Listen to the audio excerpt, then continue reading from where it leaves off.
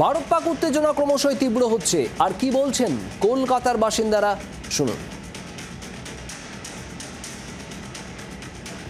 জোশ তো হবেই, অত বড় ভালো অ্যাটাক করেছে, অনেক ভালো লাগলো।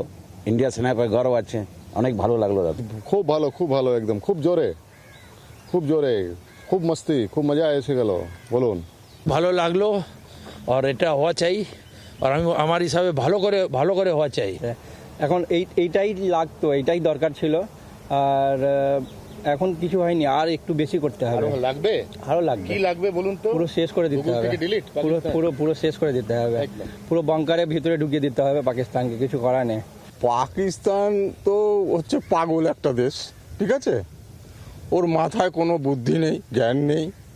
আজকে যদি ইন্ডিয়ার সাথে পাকিস্তান সম্পর্কটা ভালো রাখতো, তাহলে হচ্ছে পাকিস্তানও কিন্তু গ্রো করতো। পাকিস্তান তো সন্ত্রাসবাদীদের ফান্ড করে করে করে করে আজকে এই জায়গায় চলে গেছে। ইন্ডিয়া কোনোদিন কাউকে এগিয়ে গিয়ে এক চড়ও মারেনি, একটা ধমকও দেয়নি।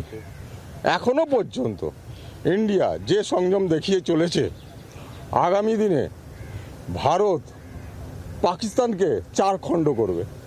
ভেরি গুড, এটা দরকার ছিল, এবং এটা শেষ নয়, শেষ করে দিলেও ঠিক হবে না। একবারের ফিনিশ চাই, পুরো পাকিস্তানকে উড়িয়ে দিন এবারে, তবেই শিক্ষা পাবে। বাংলার আওয়াজ, বাঙালির আবেগ, জি 24 ঘন্টা।